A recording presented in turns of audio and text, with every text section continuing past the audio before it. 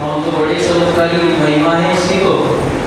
तो महाराज कैसे कैसे पापी भी कर जाते हैं, कैसे कोई बड़े बड़े पापी भी इसको सुनते हैं तो उसके पापों का नाश हो जाता है क्या? प्रश्न किया कि कैसे कैसे पापी कर जाते हैं इससे। तो संगाती बताए ये मानवा पाप कृत्यसु सर्वदा सदा दुराचार रता विमार्गाय रोगाय गणितविभाग कुटिलश्च कामिनः सप्ताहयज्ञेन कलौ पुनन्ति ते। अरे नारद जी, आपका तो प्रश्न ही गलत है। कैसे कैसे पापी मत पूछो, इससे तो ऐसे ऐसे पापी कर जाते हैं। ऐसा भी व्यक्ति जिसने पाप के अलावा कोई काम नहीं किया, पूरे जीवन में पाप में पाप किया, कोई भी अच्छा काम नहीं किया, एक बार भी भगवान का नाम नहीं लिया, वैसे पापी भी इसके श्रवण मात्र से कर जाते हैं। इसको इतनी बड़ी महिमा है। तब बोले महाराज ऐसा कोई उदाहरण तो बता कि कोई किसी पापी को उतारा हो, कोई है क्या ऐसा उदाहरण से समझाओ। तब संघातिकों ने गोकर्णों का आख्यान का वचन किया। इतना पावन इतिहास सुनाया। इस इतिहास को सुनने मात्र से सभी पापों का शोधन हो जाता है।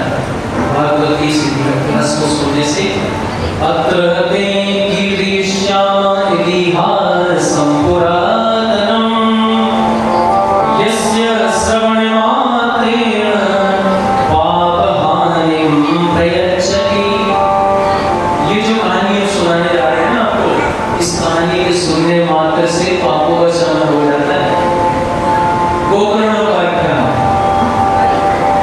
एक गंगा जी के किनारे गांव था, उसमें बड़े विद्वान पंडित जी रहते थे। पंडित जी का नाम था आत्मदेव शर्मा जी। बहुत विद्वान थे। विद्वानों में तो बिल्कुल भास्कर के समान ख्याति प्राप्त थी उनको, सूर्य के समान ख्याति प्राप्त थी कि भैया ये तो बड़े विद्वान हैं। लेकिन जैसे जैसे विद्वान आत्मदेव पंडित जी भी थे, उससे पूरी विपरीत उनकी पत्नी कुंडली देवी। वो तो ऐसी थी कि किसी से लड़ाई न कर ले, लड़ाई झगड़ा या किसी में लड़ाई झगड़ा करा ना दे, इधर की खटपट उधर न करा दे, तो अब तक तो उसका खाना ही नहीं बचता था। कलह प्रिया लोकवार्ता रता क्रूरा प्रसन्नो बहुजल्पिताय शूरा च ग्रहदत्येषु कृपणा कलह प्रिया। कलह प्रिया थी, क्लेश उसको बहुत अच्छा लगता था। जब तक क्लेश न कर ले तब तक उसको चैन नहीं मिलता था। बड़ी भयानक लड़ाकू औरत थी पंडितानी जी। पंडित जी इतने विद्वान और पंडितानी जी ऐसी लड़ाकू मिल गई भाई।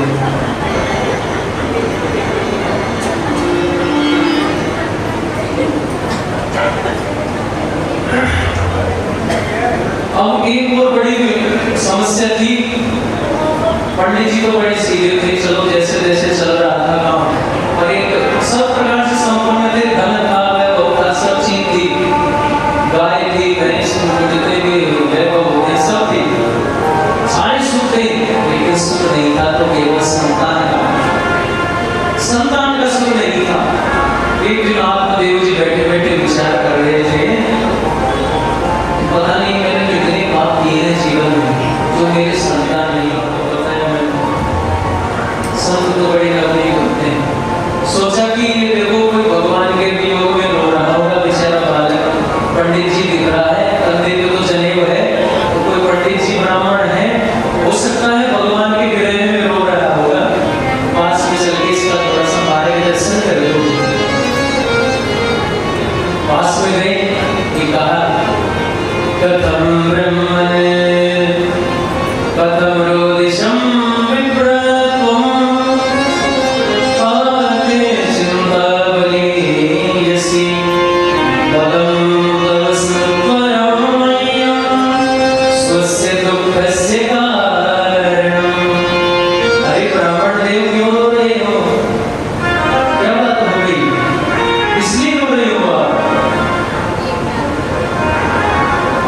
उसने देखा कि भाई तो महात्मा जी मेरे सामने खड़े हैं, तो उनके चरणों में वो सिर पटक करके रोने लगा कि महाराज क्या बताऊं, मेरे जीवन में पता नहीं कौन से पाप कर्म किए हैं, पता नहीं कौन से पाप कर्म का फल आज भोग रहा हूं, मेरी कोई संतान नहीं है।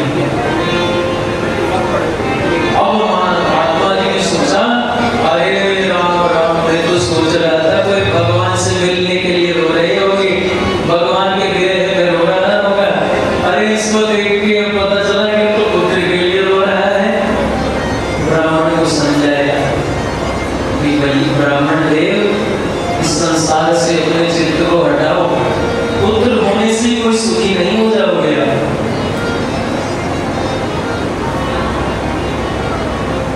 आप पुत्र प्राप्त करके भी सुख प्राप्त कर लो, इसकी क्या गारंटी है। अरे राजा सगर के 60,000 पुत्र हुए थे, लेकिन उन पुत्रों से कहां सुख प्राप्त हुआ उन्हें, तो इसकी क्या गारंटी है आपको पुत्र प्राप्त करने से सुख प्राप्त हो जाए। राजा सगर के 60,000 बेटे जब भस्म हो गए, तब उन्हीं की पीढ़ियों में आगे चल के भागीरथ जी हुए। तब उन्होंने गौर तपस्या करी, तपस्या करने के बाद गंगा मैया को लाए, ला करके उनका उद्धार किया था। अरे ब्राह्मण देव, पुत्र प्राप्त करना ये संसार की बंधन है, पुत्र माता ये कुछ भी नहीं, ये सब संसार के बंधन है। अरे जो जिससे तुम्हारा परम संबंध है, उस संबंध को पहचानो। ब्राह्मण ने खूब समझाया, लेकिन ब्राह्मण जी की तो एक ही रट लगी कि नहीं महाराज, मुझे तो बेटा ही चाहिए, बेटा दो। और ऐसा कहकर तो जोर जोर से उसने सिर पटका महात्मा जी के चरणों में। महात्मा जी ने सोचा कि कहीं मर नहीं जाए।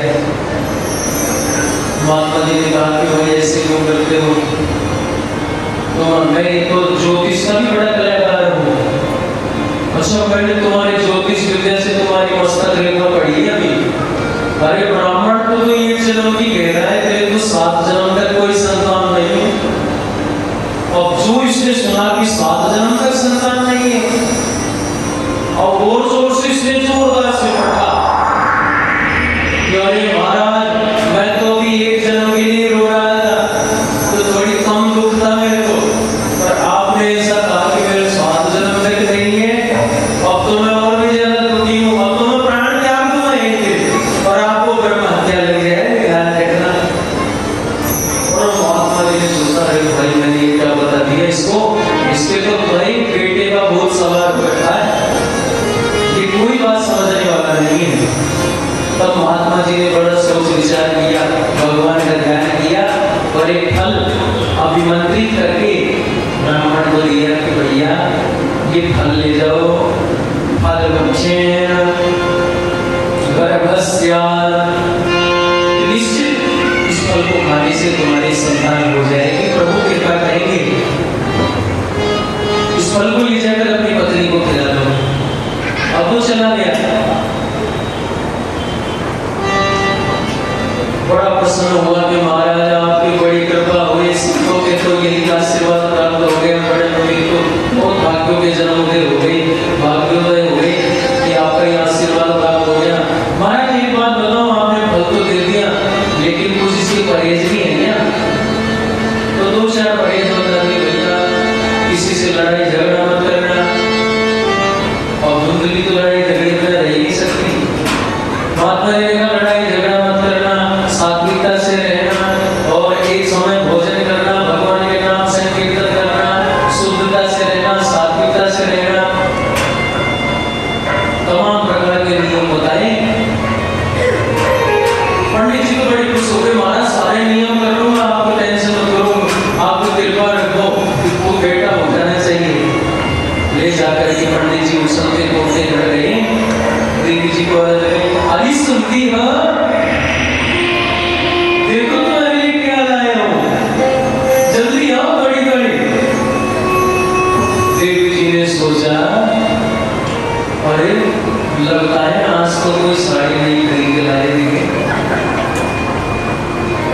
किसी यजमान ने बढ़िया पूजा कराई होगी, तो हो सकता है किसी ने सोने चांदी को चढ़ा दिया, ठीक है। और वो तो ये सोच कर के उछलती हुई बाहर आई, देखे पंडित जी क्या लाए हो। देखा पंडित जी ने जेब में से फल निकाल के दिया, देखो कितना मीठा फल है। पंडितानी जी तो गुस्से में आ गई, ये क्या दिखा रहे हो, मैंने क्या फल देखा नहीं है जिंदगी में, आज से पहले क्या फल दिखाई आप जो ला करके मुझे दिया। देवी जी कहती हैं कि ये सब ऐसा फल नहीं है, ये कृपा वाला फल है, इसमें संतों की कृपा है, इसको खाओगे तो अवश्य कृपा हो जाएगी। इस संत का प्रसाद है, बड़ी कृपा तो कैसे भी हो सकती है, किसी के रसगुल्ला खाने से भी कृपा हो जाती है। फल दे दिया देवी जी को, दिया। गोदरी ने बड़े सोच विचार करके अंदर गई, कहा कि महाराज फल तो मेरे को दे दो, मैं खा लूंगी, पर अभी नहीं, अभी मैंने स्नान नहीं किया, स्नान करके प्रभु की भजन भाव करके पहले प्रभु को भोग लगाऊंगी, फिर बातें। पंडित जी को दिलासा दे दिया। पंडित जी ने सोचा पंडितानी की बात बड़ी होशियार होगी, भजन भाव की बात कर रही है भाई, ऐसे तो लड़ाई दंगे करती रहती। पंडित जी ने फल दिया और चले गए निश्चिंत होकर के। देवी जी अंदर चले गई, सोचने लगी कि फल खाओ कि नहीं खाओ। बहुत सारे कुतुब देवी सोचने लगी कि फल बख्शेण गर्भस्याम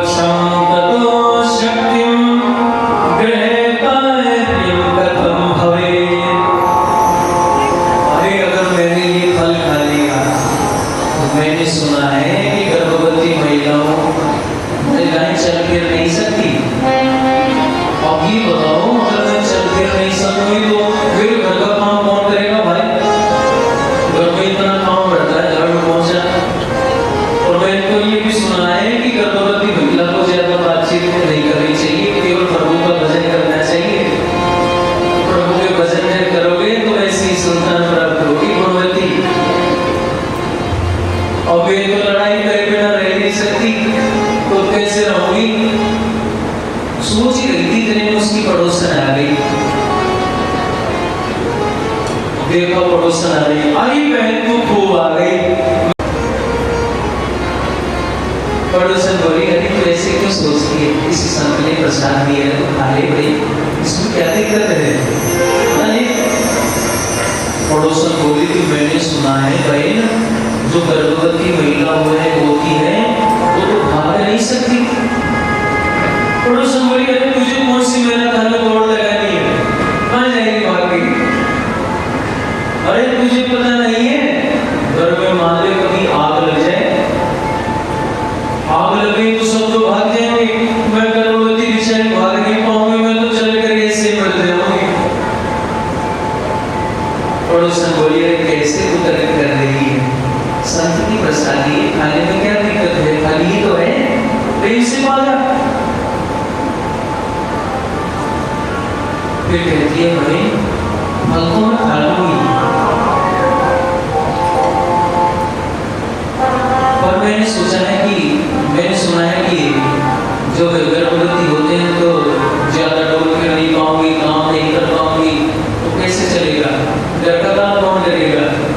पड़ोसन बोली एक काम कर, तेरी ननद है ना उसको बुला लेना, 4 महीने पहले बुला लेना, बाद में भी तो तेरे को कुछ देना ही पड़ेगा, कुछ बालक हो जाएगा तब, तो बालक रह जाए तो 4 महीने पहले बुलाना, खूब सेवा कराना, फिर उसको बधाई देना।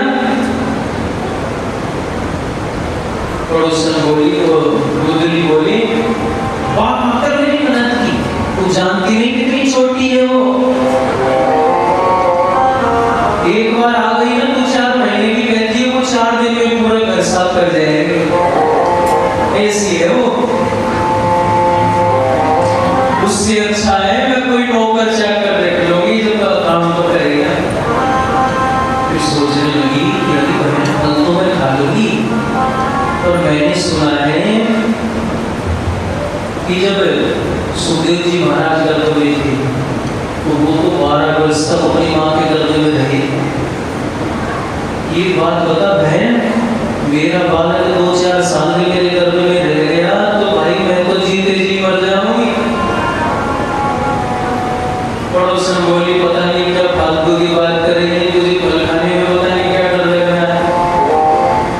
फिर सोचने लगी कि चलो पुत्र भी हो गया, बालक भी हो गए, संतान भी हो गई, और संतान होने में बड़ा कष्ट होता है। होते समय मैया का तो दूसरा ही जन्म समझो, तो कहीं मैं मर नहीं जाऊं, ऐसा सोच रही है। दूसरे की पड़ोसन बोली पता नहीं क्या क्या सोचती रहती है, फल खाने में पता नहीं तुझे क्या दिक्कत हो रही है। अच्छा जो फल तो मैं खा लूंगी, पर एक बात बता, ये बच्चों को लालन पालन करने में तो बड़ी समस्या आती है, और मैं तो वहां आलसी हूँ, मेरे से तो कोई काम नहीं होता भाई। अनेकों तर्क किए उसने, पर फल नहीं खाया। अंततः विधवा पड़ोसन भी वहां से चली गई। अब दूसरा दिन हुआ, सुबह से पंडित जी आए कि देवी फल कैसा लगा? कहती मान पंडित जी फल तो बहुत मीठा था। खाया नहीं, पर पंडित जी को कह रही है कि मीठा था, वो फायदा हो रहा है हमारा। अच्छा, इतने में उसकी बहन आ गई घर पे। बहन के तो संतान खूब हो रही थी, पर उसके पास धन की कमी थी। बहन आई, बहन से कहती अभी बहन तूने बढ़िया कर दिया भाई, तू आ गई, अब तो मेरे मन की बात तेरे से करूंगे भाई। तू जानती नहीं मेरे जीव को कितनी गले में फांसी लगी हुई है, मेरी बहुत तगड़ी। पंडित जी फल लाए, कहते हैं इससे कृपा हो जाएगी, पुत्र हो जाएगा। अब तू बता मैं फल खा के इसको बेटा होगा करेंगे, बता? बोले नहीं, तू विश्वास मत करना, ये संत व्यक्ति तो ऐसे ही थे, पता नहीं कोई जादू टोना करके तुझे दे जाए, पता नहीं तेरे ऊपर कोई जादू कर जाए, तो तू विश्वास मत कर इन बातों में। तू तो एक काम कर, यह फल की परीक्षा लेनी चाहिए। कैसे ली परीक्षा? एक बात बता, तेरे घर में गाय बन रही है कई दिन से, दे देना तो चुपचाप रह जाएगा, किसी को कुछ नहीं करेगा। कुंडली में तो बात जस गई भाई, बड़ी ये जोर की बात बताई बहन तूने तो मेरी सारी कष्ट का ही निवारण कर दिया। देखिए हमारी प्रवृत्ति क्या है, हमें कोई गलत रास्ता बताएगा, हम तुरंत उसमें चल देंगे। गलत आदमी का विश्वास तुरंत कर लेता है, हमारा मन ही ऐसा है, हमारे मन की प्रवृत्ति ऐसी, क्योंकि माया देवी का बहुत प्रभाव है। कोई 50 बार कहेगा ना कि भैया दूध पिया करो, दूध पीने से फायदा होता है, और एक बार कोई कह देगा मदिरा पान करने से बड़ा आनंद आता है, तो पहले उसी तरफ आकर्षित हो जाएगा व्यक्ति, दूध की तरफ नहीं होगा। ये हमारी प्रवृत्ति है। ऐसे ही दुनली ने उसकी बहन की तरफ, वो बुद्धि की तरफ प्रविष्ट हो गई। समय बीतता गया, पंडित जी रोज पूछते कि क्या हालचाल है? अरे महाराज बहुत फायदा हो रहा है, आप तो टेंशन मत करो। पंडित जी बड़े खुश होते, नगर में कहते कि भाई चलो कब सूचना मिले कब बालक होए। एक दिन समय आया, उसकी बहन के बालक हो गया। रात को बहन आई, धुंधली को अपना बच्चा दिया और थोड़े बहुत कुछ पैसे दिए और चली गई। समय होते ही धुंधली ने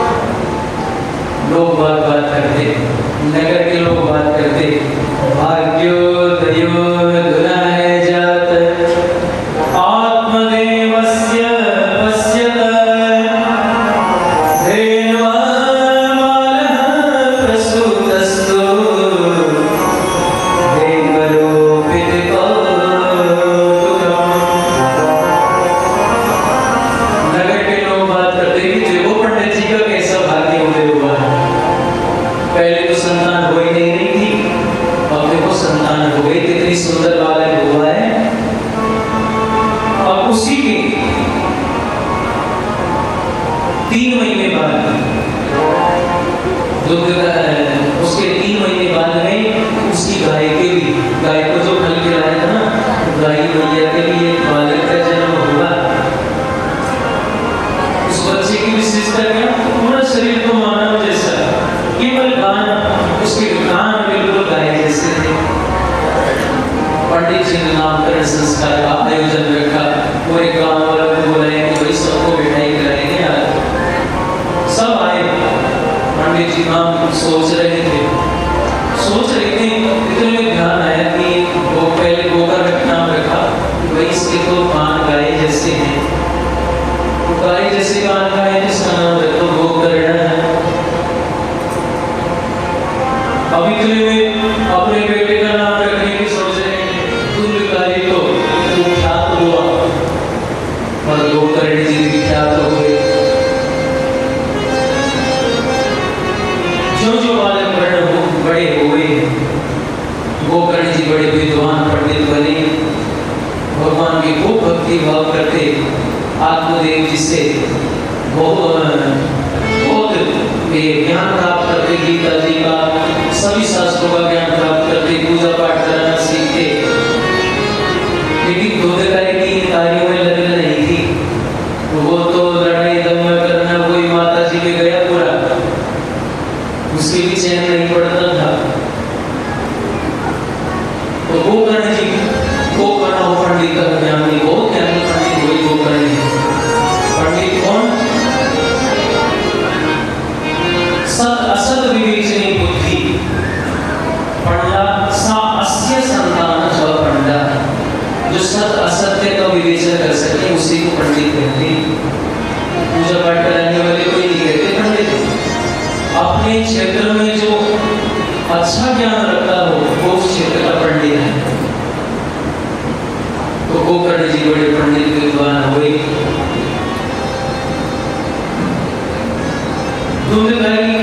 लड़ाई दंगे करता, चोरी करता, चकारी करता, डाके डालने लग गया, दुष्कर्म करने लग गया। ऐसे गलत कर्मों का आचरण जब दुर्गारी करने लगा तो एक दिन आत्मदेव बड़े परेशान हुए। परेशान होकर के सोचने लगे कि पता नहीं ऐसे जीवन से मेरी जितनी इज्जत बनी हुई थी समाज में, सारी इज्जत को इसने मिट्टी में मिला दी। ऐसी संतान होने से तो अच्छा था मैं मर ही जाता। अब पहले मरने गए जो महात्मा जी ने रोका था कि भैया संतान से कोई सुख पाले, ये जरूरी नहीं है। और संतान हो गई तो भी दोबारा मरने जा रहे हैं। ये सोच करके जब मरने जा रहे, गोकर्ण जी ने देखा कि पिताजी बड़े परेशान से दिखाई दे रहे हैं, चल करके इनसे कुछ पूछा जाए। तो पिताजी के पास आकर के गोकर्ण जी ने पूछा, पिताजी वतिष्ठते गच्छामि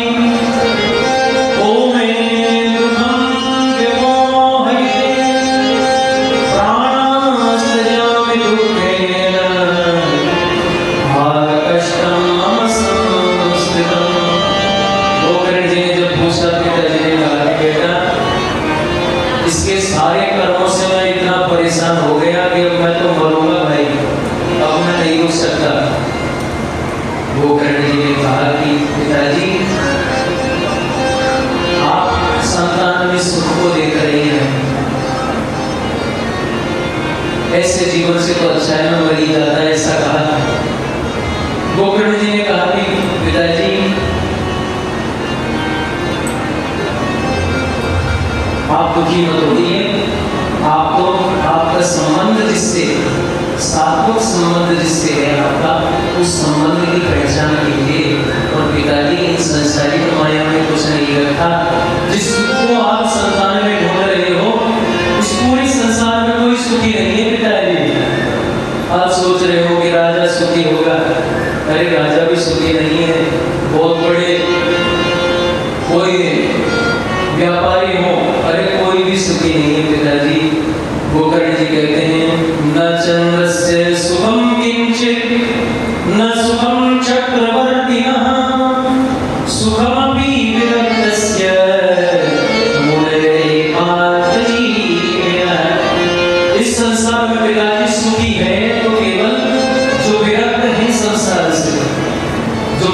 जितने संत महात्मा वो इस संसार में सुखी है, उससे बड़ा सुखी कोई नहीं है। आत्मदेव ने पूछा कि बेटा अब मैं क्या करूं बता। तब गोकर्ण जी ने कहा पिताजी आप एक काम करो, आप भगवान की तपस्या करो और भगवान की तपस्या से आपको परम पद की प्राप्ति होगी। इस संसार में कुछ नहीं रखा है। आत्मदेव ने पूछा बेटा तो बता कैसे करो भक्ति। बोले हम उसका उपाय बनाएंगे पिताजी, कैसे करनी है। ध्यान से सुनिए, जीव संसार के बंधनों में दो रस्सियों में बंधा हुआ है। एक तो अहमता की रस्सी, एक ममता की रस्सी। अहमता देह के नातों से होती है और ममता परिवारवासी स्वजनवासियों से होती है। देह से अहमता और स्वजनवासियों से ममता होती है। और इन दोनों ही रस्सियों में आदमी ऐसा झगड़ा हुआ है, वो सोचता है कि मैं इनसे त्याग करके, चार प्रकार के आश्रम है। जब वानप्रस्थ आश्रम आता है तो आदमी सोचता है कि वानप्रस्थ होगा तो होगा, मैं तो परिवार को नहीं छोड़ सकता भाई। अहमता और ममता की रस्सी है, ये संसार को छोड़ने नहीं देती पिताजी। तो आप इस अहमता और ममता को त्यागिए और नित्य भगवान का भजन करने के लिए भगवान का सतत सत्संग करिए, तब आपको परिणति प्राप्त होगी। और आप सचमुच विचार करिए कि गोकर्णोपाख्यान के माध्यम से संदेश क्या प्राप्त हो रहा है। ये धुंधकारी कौन है? धुंधकारी धुंधली है हमारी बुद्धि और हमारी आत्मा है पंडित आत्मदेव। हमारी बुद्धि में इतने कुतर्क भरे हैं कि जो हमें इन दोनों बंधनों से छोड़ने नहीं देते। और आत्मदेव बेचारे कई बार विचार करते हैं, कोई संत मिलता है, कहीं कथा में जाके आते हैं तो वो सत्संग की सरिता याद आती है कि भाई अब तो वो सत्संग करेंगे, उम्र बीतती जा रही है, संसार के बंधनों में कुछ नहीं रखा। लेकिन ये धुंधली बुद्धि है ना, ये कुछ नहीं करने देती। ये वहीं पे लाके खड़ा कर देती है।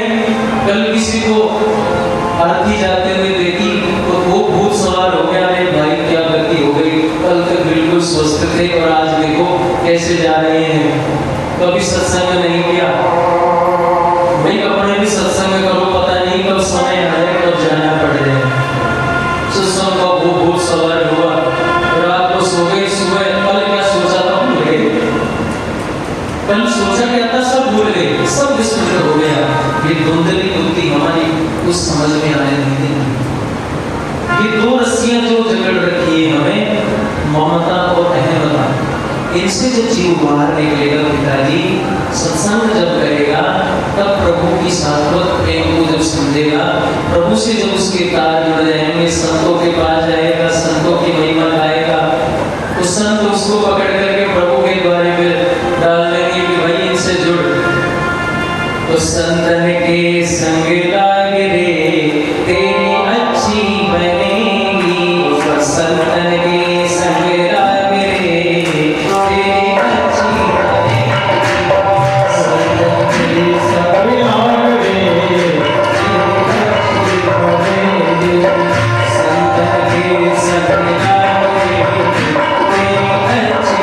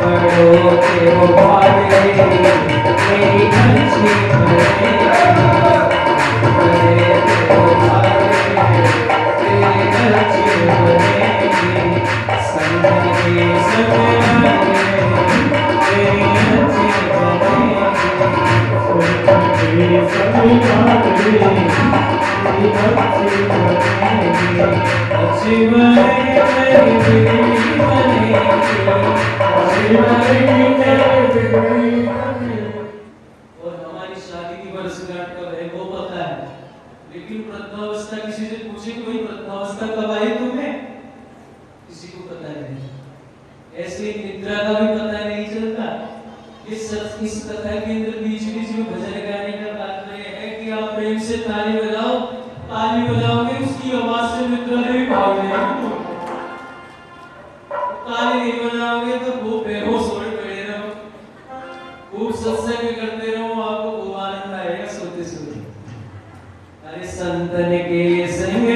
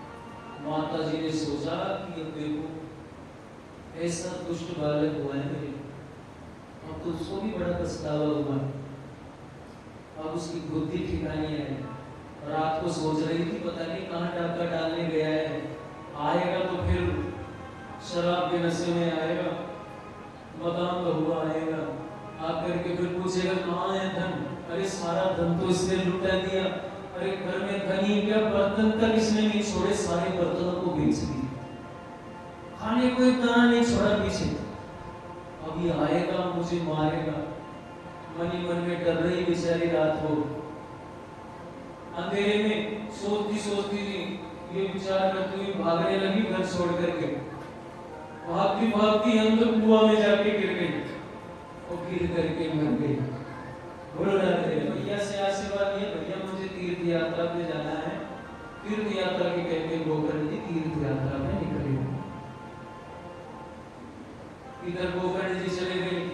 धुंधकारी ने क्या किया, अब तो कोई घर में था ही नहीं, अब तो वही शहंशाह था घर में।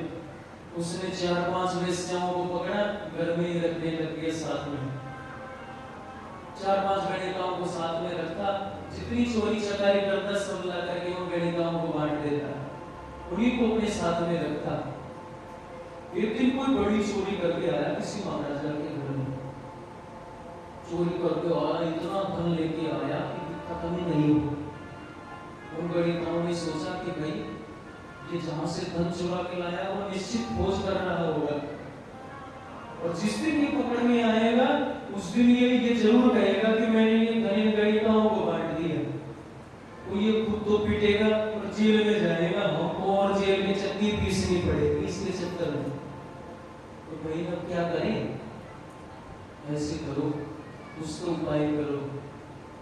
धुंधकारी रात को आया हुआ, घर में सोया हुआ था खाट पर। इन्होंने रात को प्लानिंग बनाई, धुंधकारी को सोते हुए कोई खाट पे बांध दिया रस्सियों से। अब जब बांधा तो ये चिल्लाने लगा, जोर जोर से चिल्लाए, छोड़ो क्या कर रही हो। तो जब इनको कुछ नहीं सूझा, कुछ नहीं से कंट्रोल में नहीं हुआ व्यवस्था कि भाई ये चिल्लाएगा तो लोग आ जाएंगे, तो इन्होंने क्या किया, जो चूल्हे में अंगारे थे उन्हीं को उठा करके धुंधकारी के मुंह में ठोस ठोस के भर दी। चीखता चिल्लाता तड़पता हुआ धुंधकारी मर गया।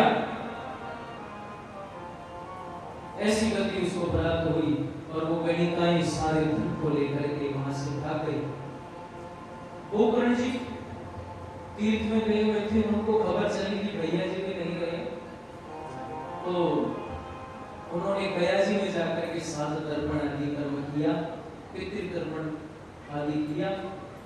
सोचा कि इससे उनकी मुक्ति हो जाएगी। अब गोकर्ण जी एक दिन तीर्थों में से अपने घर वापस आए, आकर के अपने थोड़ी सी जगह को साफ किया, साफ करके वहां पर सोने लगे। इतने में ही एक बकरी का रूप बना करके कोई आया। अब कभी बकरी बन जाता, बकरी बन के चिल्लाने लगता, कभी हाथी बन जाता, कभी कुछ बन जाता, कभी कुछ बन जाता। गोकर्ण जी को परेशान करता। गोकर्ण जी सोचने लगे भाई कौन है, आवाज लगाई कौन है भाई, क्यों परेशान कर रहा है। तो प्रकट होकर के सामने आया, पूछा गोकर्ण जी ने कि भाई कौन हो तुम, और ऐसे क्यों मेरे सामने बार बार रूप बदल बदल के आ रहे हो, क्या चाहते हो। तब उस धुंधकारी ने कहा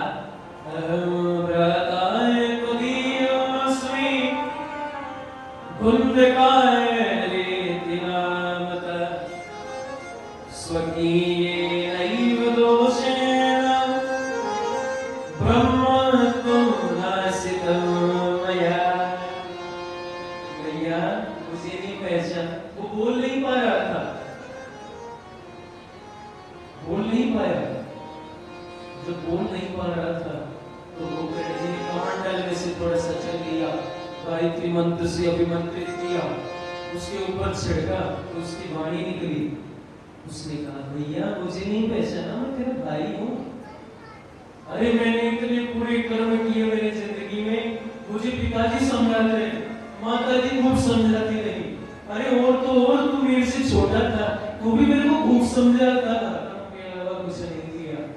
तो मेरा ये तर्पण किया, तू 1000 तर्पण गोई गया जी में कर दे, मेरा उपकार होने वाला नहीं है। अरे भैया मैं इस योनि में बहुत परेशान हो रहा हूँ, कुछ खा नहीं पाता हूँ, कुछ पी नहीं पाता हूँ, कोई आहार नहीं कर पा रहा हूँ, मेरा कैसे भी उद्धार कर दिया। तब गोकर्ण जी ने कहा कि ठीक है, मैं कल बात करूंगा, पर अभी तुम जाओ। गोकर्ण जी ने तत्काल मीटिंग बुलाई है, सभी ब्राह्मणों को एकत्रित किया, संतों को बुलाया, सबसे पूछा कि मेरे भैया की ये स्थिति है, इसका कोई उपाय बताइए। सबसे पूछा, जब कोई भी उपाय नहीं मिला, तब गोकर्ण जी ने सूर्य नारायण भगवान से प्रार्थना की कि हे भगवान सूर्य, आप जगत के साक्षी हैं, आप ही कोई उपाय बताइए।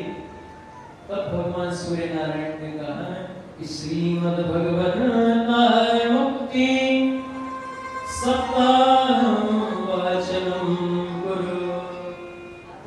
गोकर्ण, तुम सप्ताह यज्ञ, श्रीमद् भागवत का सप्ताह यज्ञ का वाचन करो, तुम्हारे भैया को मुक्ति प्राप्त हो जाएगी।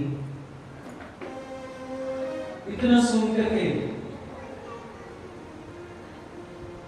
गोकर्ण जी ने श्रीमद् भागवत सप्ताह का श्रवण कराओ, निश्चित रूप से तुम्हारी भैया को मुक्ति प्राप्त हो जाएगी। गोकर्ण जी इतने गदगद हुए।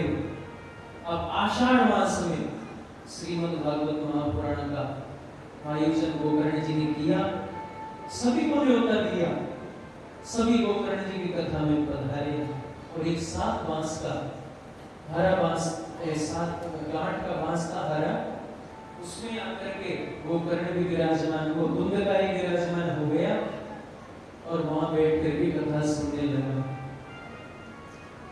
एवं सप्तदिने वश्च सप्तग्रंथिं विभेदनम्।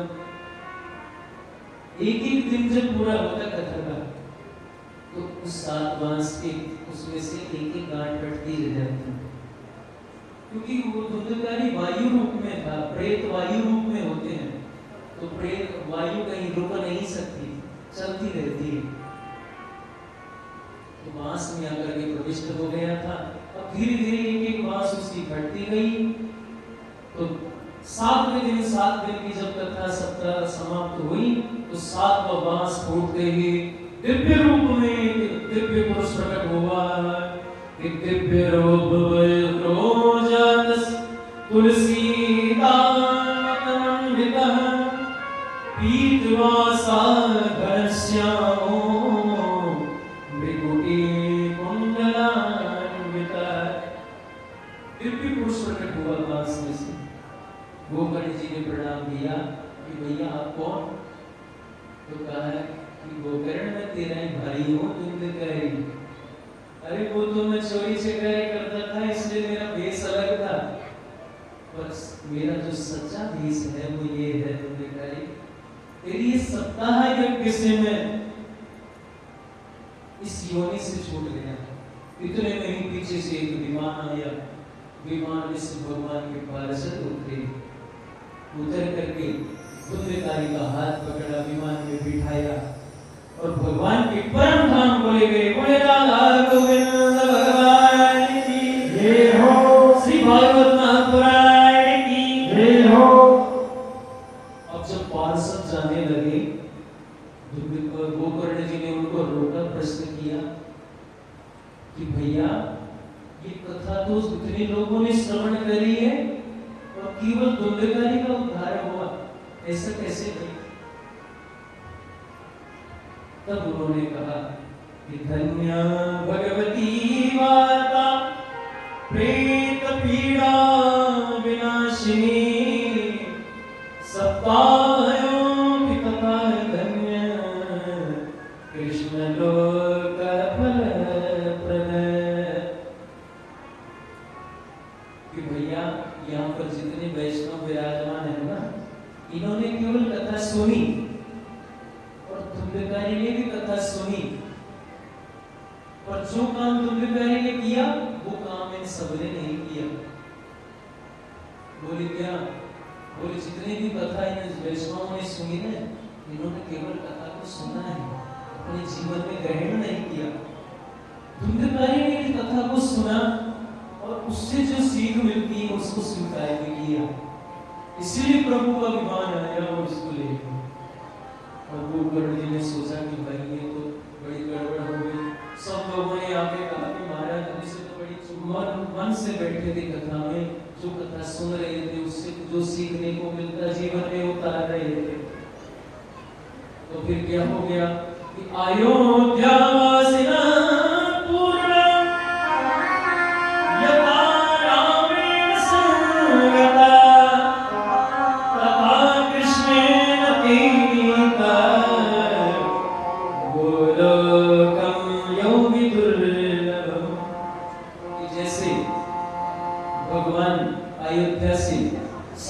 हम ले जा रहे थे सब पूरी मंडली को, वैसे ही गोकर्ण जी के सामने अनेक विमान आके उतरे और साक्षात भगवान एक विमान में बैठ करके आए। आकर के गोकर्ण जी का हाथ पकड़कर गोकर्ण जी को हृदय से लगाया। गोकर्ण जी तो प्रेम विरह में रोने लगे। भगवान इतनी प्रीति, जितने विमान आए, जितने भक्त थे इतने ही विमान आए। जैसे राम जी के साथ पूरे अयोध्या वासी परम धाम को चले गए, वैसे कि वैसे ही गोकर्ण जी के साथ आज पूरे भव्य वैष्णव जन भगवान के साथ दिव्य विमानों में बैठ करके परम धाम को जा रहे हैं। बोले भागवत महापुराण की हो। ऐसी परम दुर्लभ महिमा है इस कथा की। तो इस कथा का श्रवण और मनन अच्छे से करना चाहिए। कथाओं में सुनने से जो हमको प्राप्त होता है उनको सीखना चाहिए, जीवन में उतारना चाहिए। सत्संग खूब करना चाहिए, खूब सत्संग करो। और नियम से रहो। फिर बताया कि महाराज इस कथा को कराने के लिए कौन से देवक का चुनाव किया जाए। कथा तो बहुत अच्छी है, लेकिन ये कथा कराएं किससे? तो कथा करवाने वाले के नियम बताए। विरक्तो वैष्णवो विप्रो देव शास्त्र विशुद्धिकृत दृष्टांत कुशलो धीरो वक्ता कार्यो कि कम से कम भागवत कथा कराना चाहो तो 5 ब्राह्मणों का वर्ण करना चाहिए। कम से कम 5 ब्राह्मण हो और ओम नमो भगवते वासुदेवाय का खूब मंत्र का जाप करवाना चाहिए। और किसी वैष्णव जब कोई ऐसा हो जो शास्त्रों को जानने वाला हो, पढ़ा लिखा हो, समझने वाला हो और हर बात को दृष्टांत से समझाने वाला हो, जिससे इस शास्त्रों की बात बड़ी सरलता से समझ में आ जाए, ऐसे विद्वान पुरुष का वर्ण करना चाहिए। और फिर बताया कि महाराज इसमें खर्चा कितना आएगा। खर्चे की बात, कोई खर्चे की बात सुन लो कि विवाहे यत्तम तत्रिशम परिकल्पने, कि जो आप अपनी कन्या का विवाह करते हो ना, उसमें कितना खर्चा आ जाए उस व्यक्ति को ही पता नहीं होता। जब हम बेटी का विवाह करते हैं तो सोचते हैं कि 10 लाख में हो जाएगा। कुछ तो ऐसे भी पिता होते हैं उनके पास कुछ नहीं होता, वो विवाह करते हैं पर तब पता नहीं कहां से व्यवस्था होती है, कई लाखों रुपए खर्च हो जाते हैं। उस टाइम पे पता नहीं कहां से पैसा आ जाता है। ऐसे ही जैसे हम कन्या के विवाह में पैसा खर्च करते हैं मन से, दिल से, वैसे ही भगवान की कथा में खूब साज सज्जा करो, खूब व्यवस्थाएं बनाओ, खूब प्रसाद लाओ, खूब आनंद करो। और खूब गर्मी का मौसम हो तो पानी की व्यवस्था करो, सबको पानी पिलाओ, कथा ज्ञान करो, ऐसी व्यवस्था करो। ऐसे कुछ नियम बता करके आज की कथा का यही पर विराम करेंगे और कल फिर पुनः कथा में समय पर आएंगे, एक भजन करेंगे, उसके बाद में आगे निकुंज में मेरा रे घनश्याम राधे राय रे, निकुंज में श्याम राधे श्याम राधे राधे श्याम राधे राधे श्याम राधे राधे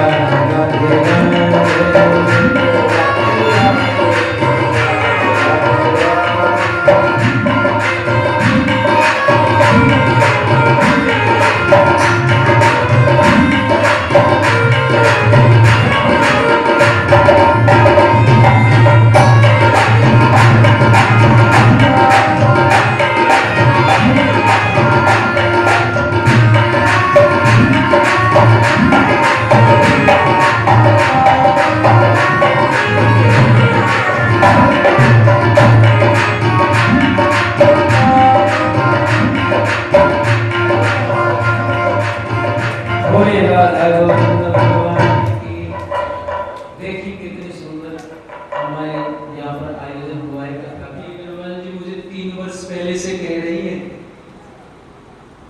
3 वर्ष हो गए उनको कहते हुए कि भैया राजा भैया कथा करो, राजा भैया आप कथा करो, लेकिन कुछ व्यवस्थाएं नहीं बन पा रही थी। कुछ मेरे मन में संकोच था कि पता नहीं मुझसे होगी कि नहीं होगी। उन संकोचों को भी आज पता नहीं भगवान को भी ये मर्जी हो कि 3 वर्ष में एक बार पुरुषोत्तम मास आता है, वो महीना मेरा ही है, तो भैया इसी में आप कथा चालू करो। ऐसा दिव्य अनुग्रह आप सभी के आशीर्वाद से मेरे ऊपर हुआ है।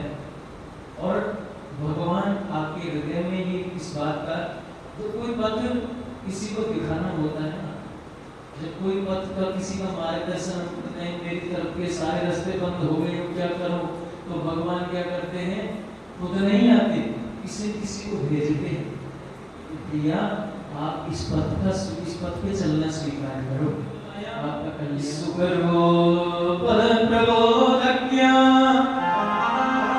सर्वशास्त्र विशारद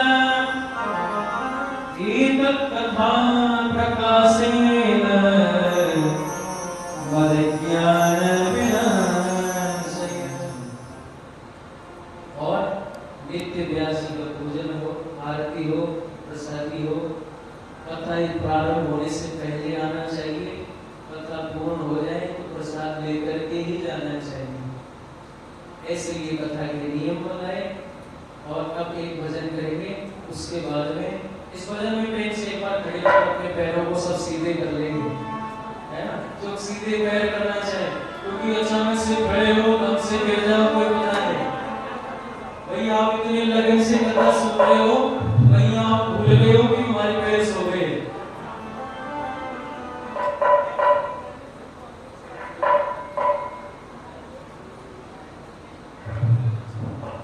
अच्छा, हमारे बीच में गुरु श्री माता जी बैठी है, वो एक भजन सुनाएंगे, सब प्रेम से सुनेंगे।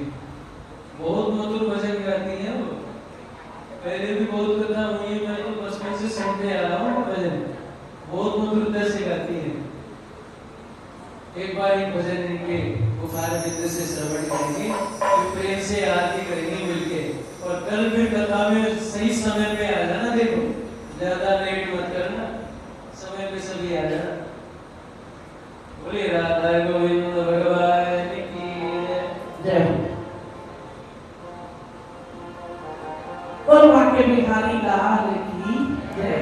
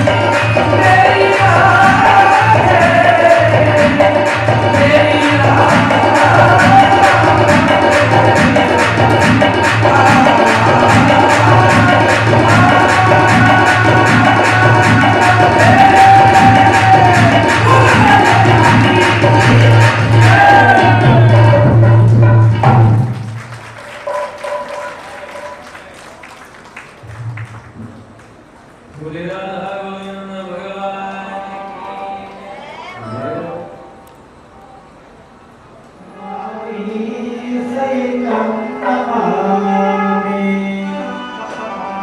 श्री भागवत भगवान की है आरती, पापियों को पाप से तारती।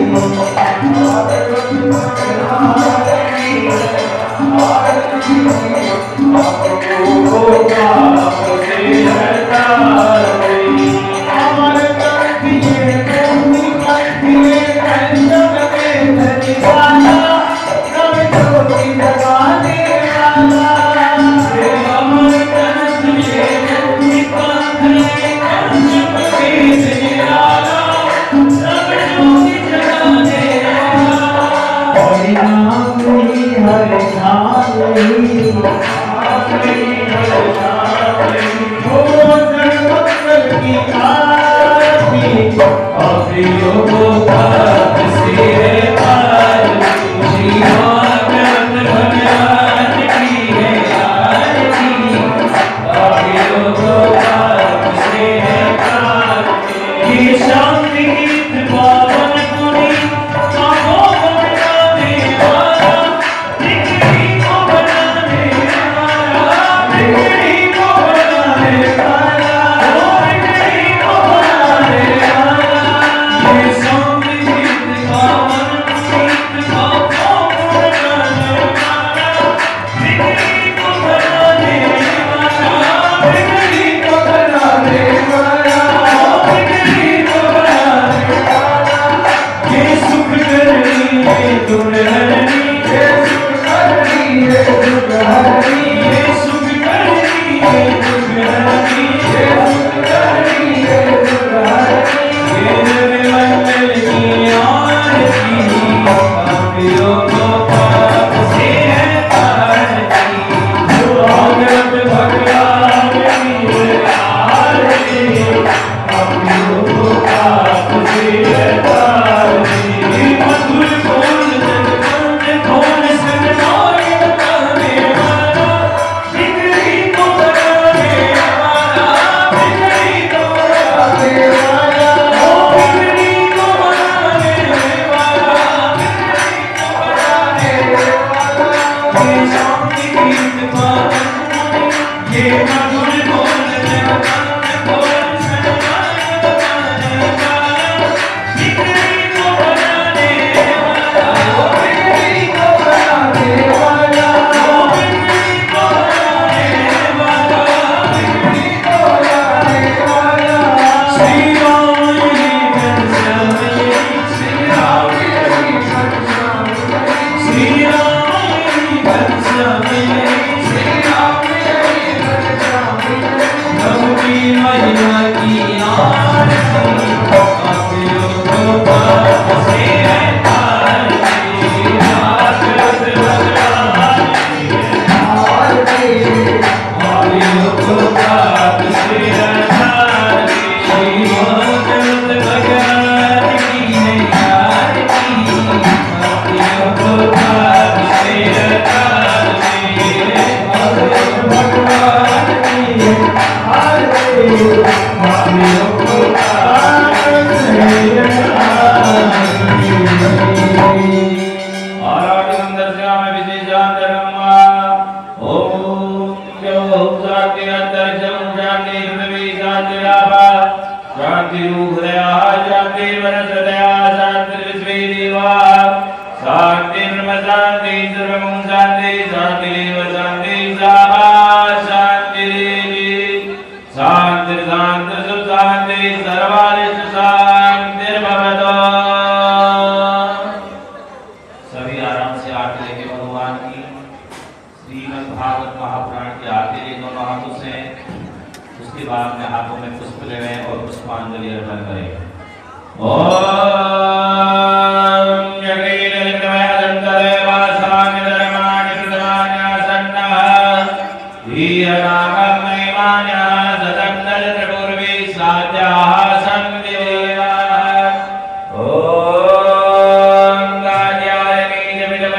सर्व शक्ति धीमहि तन्नो